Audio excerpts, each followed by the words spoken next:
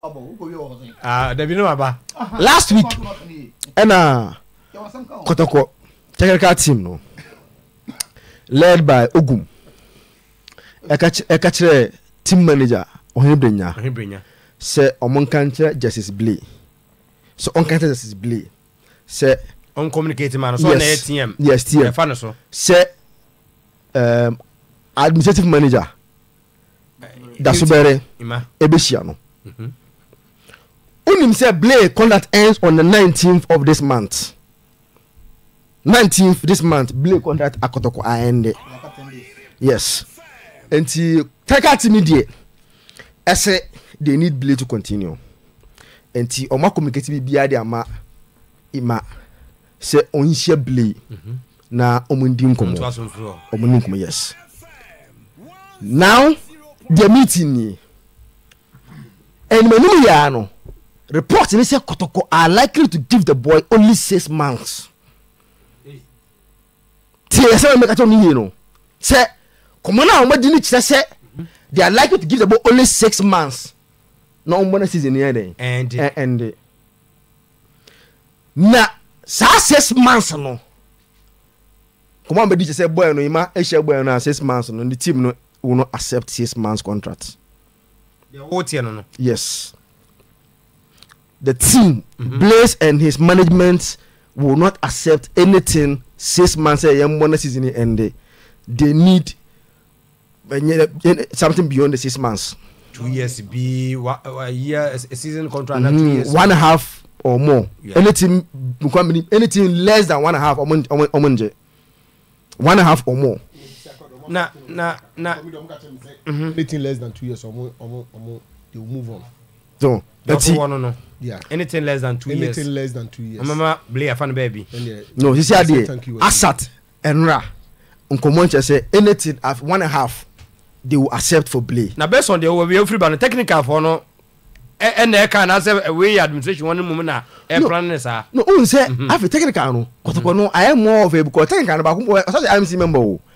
And it makes the Kotoko structure no some way kakra. Because now technical no the head no IMC member or no and our communicate say boy no should continue and he will meet Emmanuel Dasubere will communicate Kotoko's position and I want to make say position no say to give the boy 6 months contract and no na boy in the camp also at say some meeting na between and I'm sober. Yes. Between Ima and Blay, no, they are going to give him 6 months contract extension. Send the Obama season there, and which they are not ready to accept. Anything less than 1.5 biano, Blay's team will not accept. Now, who is a Blay? I can ask me. Now he's fully fit. Now, who Blay? The medics in now, Blay is fully fit. And now, no, only a prince. Prince Kobana na se Adesa Prince Osukobana akwanu mudiko tupa me se on Blay bono Blay pa on Blay ni kwa ko wie tatla on am say akwa wo effect papa eti wo Blay dia Blay effect eti nkomo akoso no na onim say has a contact the management of Blay we are current aka make you just some 1 week. Just some days, they've contacted the management of Blay. Say, Uncle Bon, come here, papa, board member, and a place you call. He plays that call to the camp of Blay. But looks like one idea. So no be any no on the Kotoko idea. He's very happy. He wants to stay at Kotoko. But the only thing is that 6 months contract there, the more they are not going to accept that contract. Now. Last week now, story about Emmanuel Kotei. Yeah, it's what remind. Back now. Yes. Right back. Sorry. Unza Kotoko chairman so atramind. And so atramind if I can't tell so reply Kotoko say oh boy na dey yes some hia na motimi me need demand dia kwan da ho e betimi e da mamo. Enti let na so atramind choye no. Tino Chatterman last ana mo bebi ana mo gina kra kan up and down na 120,000 Ghana cedi. It is 1.2 billion. That was almost last gina kan back and forth and now latest and say Kotoko at your back to Nsuatramai. Kotoko at your back to Nsuatramai. Kotoko say they can pay 100,000 Ghana cedi. Emmanuel Kotei. Now since the Mosi said to players bond dear, Bumbo and the Ganyan who's our mom dear. And he almost 100,000. And he now issue me say Nsuatramai Echo Division 1 player who are no more pen a baby. I'm going about 80,000 Ghana cedi. Last Division player. It's almost the Division 1 about 80,000. Now me told me best right back at the Amakotokwa. I'll do 100,000. But as at yesterday, the management and the owner, which is Honorable Bafewa. Yeah, Ignatius. Ignatius was not in agreement of say young tomboy, you know. So no in agreement say young tomboy, you know. But the technical team, management said to be a conversation and say they have to let the boy go.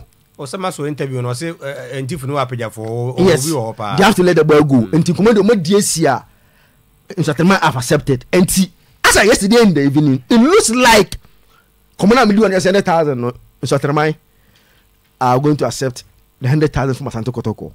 And before the transfer window will end, you know, Kotei 100,000 Ghana cedi, you know, Nsuatramai will accept for Kotei to be a Kotoko player. Okay. And we latest I free Nsuatramai and so about Kotoko asset and renumbre. And Tino, I'm going to say over the weather. If you're not says why I shot food, then I can say monodon na shot food. Obey Safi.